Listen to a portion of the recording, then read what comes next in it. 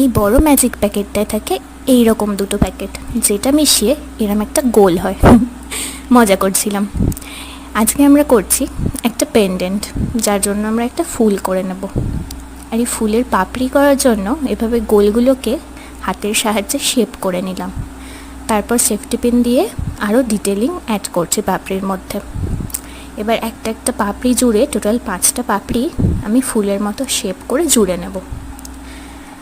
সেটা করা হয়ে গেলে একটা এরকম মডেলিং টুল দিয়ে একটু মাঝখানটা শেপ দিয়ে নেব আর স্টিগমাটাও বসিয়ে নেব।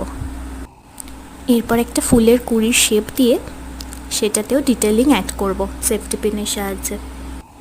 তোমাদের কাছে মডেলিং টুল থাকলে সেটা দিয়েও করতে পারো। একটা পাতাও করে নিচ্ছি দেখো। আর এভাবেই আমি এই পেন্ডেন্টটাও তৈরি করে নিয়েছি। আচ্ছা, তোমরা কি বুঝতে পারছো এটা কোন ফুল করেছি? পারলে কমেন্টে